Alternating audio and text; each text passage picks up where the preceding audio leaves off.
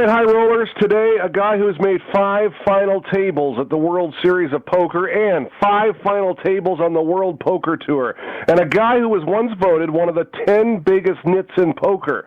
As well, a guy who just solidified Heartland Poker Tour Player of the Year honors.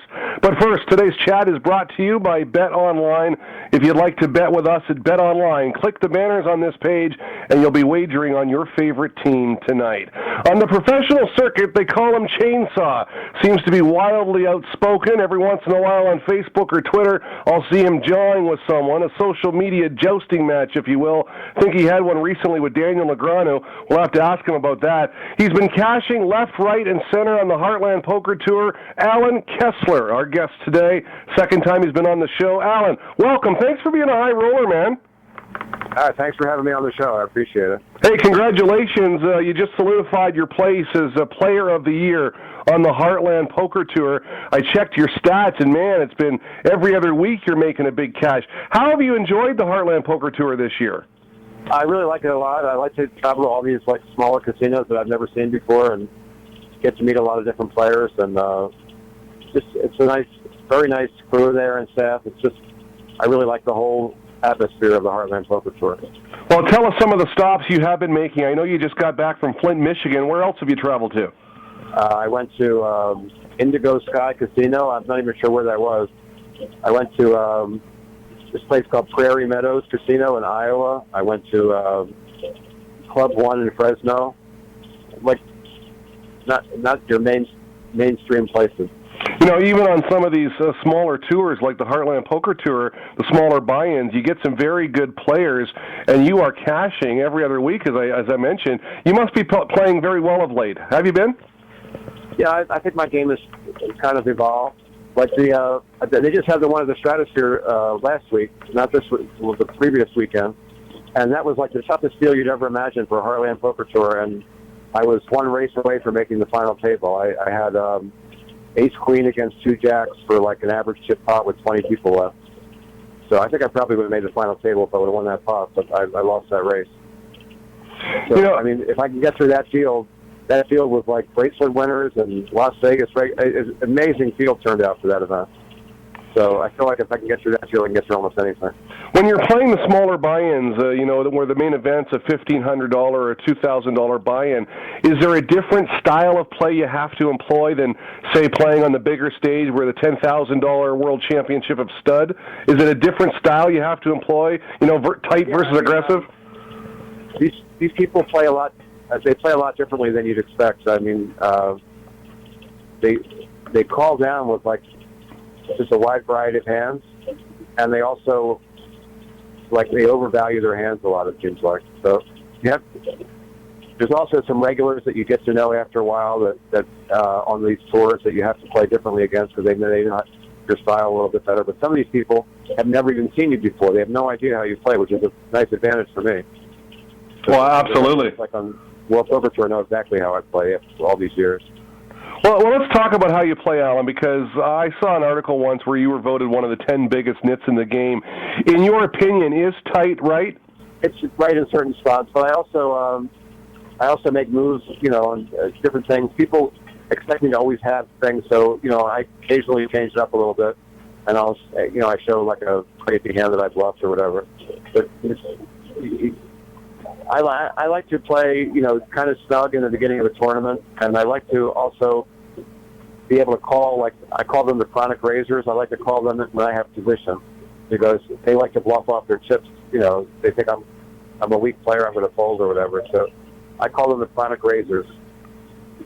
Okay, so in a certain spot when one of these guys is raising all the time and you've got position, what types of hands are you calling them with, and what are you hoping to do once you hit the flop? Well, against those type of people, you have to really be careful because they're going to put you to the test. They're going to bet at the flop almost every time. They're going to bet the turn most of the time, and they might even 3-barrel with nothing a lot of the time. So you have to really be prepared to take a stand. It's a really tough situation you put yourself into, so you have to be really careful how you play those. You have to trust your read. Yeah, and occasionally you have to re-raise them so that they know that they just can't run over you. Okay. Did you watch the final table, Alan? And what did you make of Ryan Reese, the Beast, winning it all? Pretty much, he was dealt the best cards of any of the players, but he also played really well. But he did hit quite a few river cards when he needed the card. But I thought he probably played best. J.C. Tran seemed to get frustrated and made a few mistakes. I like the way the guys that came in second played up to the last day. I think the last day the pressure got to him a little bit, but Farber, I think, played really well also. And Amir played exceptionally well, I thought. He played the best of anybody. He didn't have any cards and just stayed in there and got all the way to third place. It's amazing. Yeah, I was talking to Steve Daneman a couple of weeks back, second at the 2005 World Series of Poker, and he talked about that list that he kept in his pocket, and one of the things on the list was folding is only a small mistake depending on the situation, right? So he basically folded his way, and he said it, folded his way to second place in $4.2 million. How important is it, do you think, when you get in a spot like that, you have a chance, you've been there a few times, when you have a chance for a bigger payday, do you adjust your play? Like, are you trying to just move up, or do you really say, hey, I got a chance to win this and go for it? No, I go by this thing called the Gus Hansen ladder principle, which is you look at the next pay jump and you try to get to that pay jump, and then you look at the next one and the next one and so on. I just take one pay jump at a time, but that's really helped me a lot in my game. Like, there was one instance in the World Series where I was in a $5,000 buy-in, and there was either 100 or 101 left, and the next pay jump was one more spot, and I had two kings, and I'm in a big pot, and I decided I'm going to take as much time as possible on this hand because there's like 10 tables going. If one person busts, I move up like probably over $1,000 in pay, which is like 20% of the buy-in of this tournament. So anyhow, I wind up that the guy flopped a set against me, and I lost with the two kings. But I actually did move up an entire spot just because I was aware of that fact.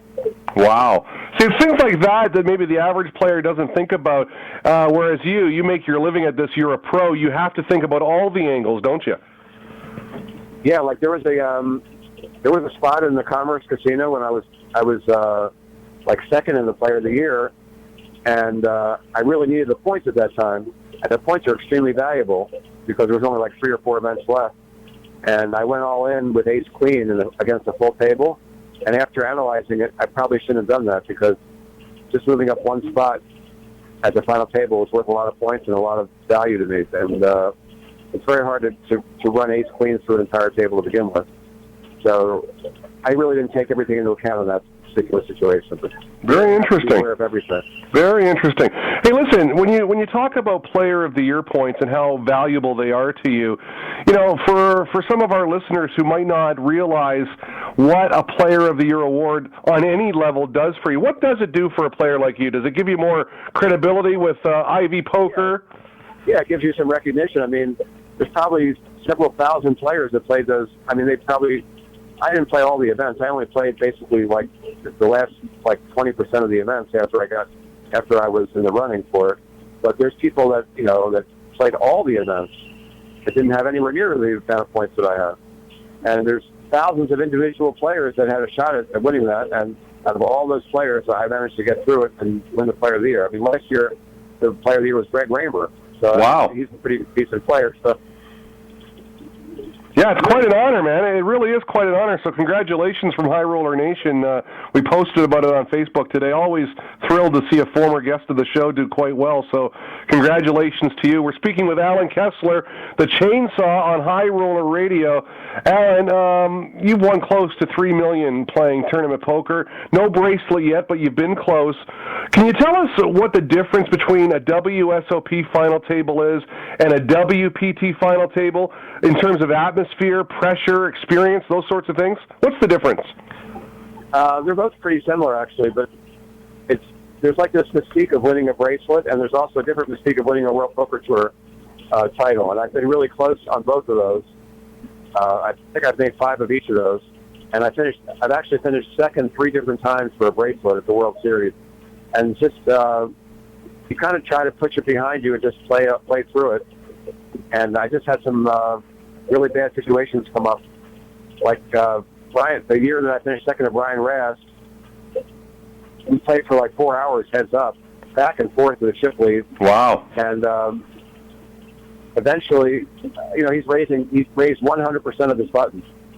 So I defended with 3-5 of clubs, and the flop came ace-3-5. So I flopped 2 pair. And if you watch how he plays heads up against Phil Hellmuth, he basically goes with any 1 pair plus hand. So I just went with the hand, and he happened to have king 10 of hearts for a flush. Oh, wow. So but that's how you get so close, and you just like you relive that hand. Like, what could I have done differently? And it like haunts you for a long time after that. Well, I want to talk about that because we like to sort of get inside the head of professional poker players and gamblers, for that matter. We had John Robert-Balon on the show, and he talked about not having won a bracelet yet and finishing second, where he had a 19-1 chip lead, and he lost that chip lead. And he said, all of a sudden, before I knew it, he had the chip lead on me, and then the match was over. How important, is luck involved in those spots? I mean, you talked about Ryan Reese getting the good cards. When you get in a spot like that, it really is just one card or two that could make the difference. There is a lot of luck involved when you get that deep because the blinds are so huge. You're playing ridiculously big blinds at the end. Like, especially when I was playing the limit stud 8 or better against Frank Costello heads up. I mean, one hand is worth huge amount of chips at that point. And I forget the last hand against him, but it's just really frustrating because the same thing happened when I was heads up against Todd Brunson. Every time we were playing Omaha 8 or better for that bracelet, and every time I would have a free roll, he would wind up hitting a river card to get half the pot back. And every time he had a free roll, I would miss the river and he would win the entire pot. It was really, really frustrating. But those are just the things you have to just live through. I mean, I think if Brian would have flopped 2 pair against me and I had the flush, I probably would have won the bracelet. It's just the weird, things happen like that. How long does it take you to get over something like that? The heads-up match against Brunson, or the fact that Ras got you with the flush. I mean, do you sulk in can you get over it pretty quickly, or does it take a while? No, I mean, it takes a while. It just you think about it over and over again, like what could you do differently? But a lot of those things just play out. Like it's whatever. It's just going to play out. That's just the way the cards came out. So what's in store for you then in terms of travel and different poker tours in 2014? I'm going to go to the PCA. I always go there, and after that, I pretty much play it by ear. Haven't really made any decisions, but I usually go to that Choctaw tournament after the PCA. And last year, I hadn't played any World Series circuit events, and I went to Choctaw and made 3 final tables. Wow! And then all of a sudden, I was chasing World Series circuit points. So I also got that. I got the they have only like 60 players get those points for the $10,000 free roll. I went after that and I made that last year. So somehow it's impossible to do, but somehow I got the points in both circuits. I got enough for the $10,000 free roll in the World Series circuit, and then with only like part of the year left, I got enough points to win Player of the Year in the Heartland circuit. Really weird. Well, it means one thing. It means you're a good player, and I'm wondering, I know you're so busy, even on the poker forums and all the things you do elsewhere. I know you like to play some slot machines here and there, video poker, whatever. But how do you stay in tune with poker, or does the game come naturally to you? Well, I'm playing so much that it's like you just have to remember where you are and what tournament you're playing, because some of these places you go to, you have to play super, super tight because these people, they just call you down with anything. But other places, like, it's just, you have to really know where you are. Like, the South plays differently, Foxwoods is different, Borgata is different. But eventually you learn all the different venues and how people play. It takes a lot of practice. Hey, listen, we mentioned off the top that on Twitter, I follow Twitter a lot, and I saw you in a little verbal match there with Daniel Negreanu. Can you tell our listeners what that was all about, what the basis of the argument was? This is, I don't know if it's this one in particular, but my current thing that I'm touting on Twitter and Facebook, if people want to chime in on that, if they go to my Facebook page or on my Twitter, there's like a couple hundred responses already on my Facebook page. But basically, the Bellagio at one point had 5 World Poker Tour events, and they were very prestigious. And in the past several years, they've lost all but one event. Now they just have the December event. They lost the championship. They lost all of the Festo Lago, all these other events. And they decided they're going to make their one main event at the $10,000 World Poker Tour about 2 weeks from now, they're going to make that unlimited re-entry. Wow. So a millionaire could play, numerous times. What that says is, to our core group of players that want to play a satellite and try and win one seat, you have no shot because you're going to be playing against like 6 Daniel Negreanos, 6 Vanessa Phelps, 5 Doc Sands. This field is really, really tilted in that kind of. I can see it doing it like on the Heartland Poker Tour where it's a $1,600 event and you can buy in different days and different flights and whatever, and you can earn your seat on different days and different flights. But you're talking about a $10,000 seat, and it's a completely different thing. And since I posted this thing asking for people to chime in if they agree or disagree with my stance on it, only one player, Jonathan Aguiar, has come out stating that he likes unlimited re-entry in 10Ks. But there's some big names like Eugene Kachalov and all these other. If you can look at the Facebook thing, you'll see all the names that have chimed in saying they don't want this. Nobody wants this. I think de Blasio is really short-sighted on this, and I'm trying to get them to either have 2 starting days and you can buy in once a day, or just have it, even though they're doing 1 starting day, say, listen, it's a $10,000 event. You can buy in once. If you go bust, you can buy in one more time, and that's it. That's plenty of buy-ins for a $10,000 event. You don't need Jay Negreanu coming in there going for Player of the Year saying, I'm going to buy in 6 times in this event. Well, he's notorious for doing that. I believe in a 1K event once at the World Series of Poker, a rebuy event, he bought in 34 times or something like that. What's his argument? In this exact event was the first time they experimented with the unlimited re-entry. I think he bought in 7 times. And it's just really not fair to the... It's not to the spirit of a World Poker Tour title is not to buy a title. It's like to... I can see where they have like a $3,500 event and they let you buy in on 3 different flights once per day. That's fine because everybody's playing on an equal field that day. But to say you have an unlimited chance to re-enter on day 1, I think that's really short-sighted, and it takes away from your core group of players that want to play a satellite or try and win 1 seat, or they don't feel like there's a really good comment by someone named Lloyd Mandel on my Facebook. He's a pretty wealthy man, but he felt uncomfortable playing in that tournament because he basically had a pair of jacks. It was an overpair to the board, and he was playing against someone who didn't care about the money and just kept raising him, and finally went all in on the river and showed him 8 deuce. And they said, I don't care. I'm just going to re-enter. If you would have called, I just re-enter. It doesn't matter to me. Wow. So, I mean, it's really slants the playing field. So what is the other side of the argument, though? Hey, it's advertised. People know about it. If you don't like it, don't enter. What do you say to that? No, well, it's a World Poker Tour title, and people want to try to win a World Poker Tour title. But when you're playing a $10,000 buy-in world title, like, do you think the main event of the World Series would ever be an unlimited re-entry event? Of course not. People would spend $100,000 for that. There's got to be some prestige to winning an event where you can only buy in once. Or even if they have multiple flights, you can buy in once per flight. It seems very reasonable to me. To have somebody, let's say to somebody, listen, you could spend $100,000 on entries, but we're only going to let somebody that wins a satellite buy in once. I think that's just ridiculous. I know you're... Go ahead, sorry. I appreciate if anybody listening to your show would go to that Facebook thing. It's got hundreds of responses on it. Yeah, I'm going to put up a link. I'll put up a link on the page, Alan, for your Facebook so that our listeners can just click that link and go right to your Facebook page. It's something that's really upsetting to me that they could be that short-sighted and say, listen, we're gonna make this a $10,000 event, and we want to tilt the playing field so the people that the really rich pros that play the high rollers are going to be able to buy in like 7 or 8 times, and the average person that wins a satellite, it's really hard to win one $10,000 satellite, let alone win multiple $10,000 satellites. Right.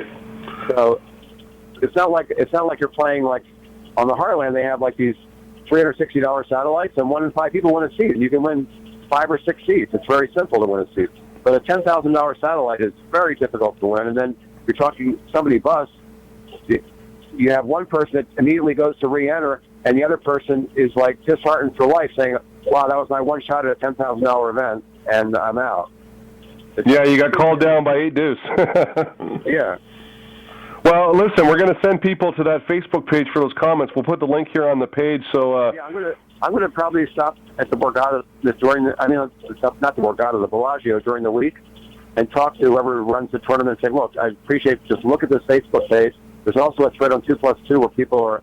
It's like the overwhelming majority of people do not want a $10,000 event with multiple re-entries. But, you know, the last thing that I saw Daniel Negreanu going off about was, you know, staff and player loyalty. He was talking about, you know, his hand being declared dead because he wasn't at his seat. He was over-signing an autograph, and he thought that was ridiculous, and that the staff at the particular casino weren't catering to, you know, the players who are spending these big bucks. Is that what you feel happens sometimes? Like at the Bellagio, for instance, they're not taking the players' concerns into consideration?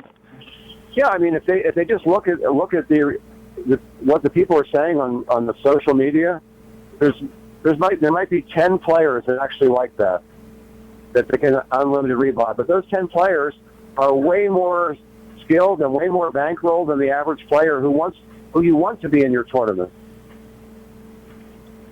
Alan, we're thinking about doing... No, I agree with you, Alan. I appreciate your viewpoints. Listen, doing an article, or thinking about it anyways, for High Times Magazine about marijuana and poker, and I know you've got some views on the subject. You even started a thread on 2+2 about it that, again, was well attended. You must be very popular in the social network. But anyway, your views on marijuana are that why are people doing this, right? You don't get it. No, if you... there's a Quadjacks interview with me. It's called Weed and Poker. It's gotten thousands of hits. It's really popular. But basically, the main premise is during the World Series, whenever I did that interview with Quadjacks. Right, yep. Yeah, there would be you'd be in like a $1,500 event. It's a pretty big event, like $1 million first place prize. And as the break is counting down, these players are just in a mad rush to get to their car or wherever they hide out and they smoke weed during the break. And then they come back and they smell of weed and they're not playing right, obviously. It doesn't make any sense to me. I never understood the whole. Well, in that interview, you told a great story about a guy who rushed out to the car at the Venetian and got caught, and he had a big chip stack, and meantime, he wasn't allowed back in the casino, so he lost his buy-in. It's a security issue. They have they don't allow. It's their property. They don't allow people to smoke on their property. It's the same thing at the World Series. If you go out to your car at the World Series and smoke and get caught in your car, they can throw you out of an event. So it's like. But besides that. It doesn't make any sense to me. If you can go home, when you get home, you can smoke all the weeds you want. Why would you want to impede your ability to play in a tournament when you're playing for huge sums of money? You probably have a backer, and does the backer know you're doing this? It's just the whole thing. It doesn't make any sense to me. All right, Alan Kessler, listen, one more question before we let you go. Your biggest cash came back in 2010, June 8th, event 15, $10,000, 7-card stud, 8 or better world championship. You came second for close to $300,000. Now, on TV, you know, we see you guys being eliminated, and that's it, a commercial break or something. What's the process behind the scenes after you get eliminated for collecting your prize money? Is it a lengthy ordeal? Do you have to sign something? Can you give us a glimpse of what happens after you get knocked out?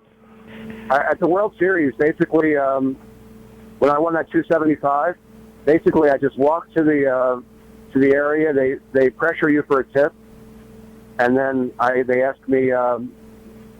I didn't want to check or anything. I just said, put the money on deposit because I'm playing other events in the World Series.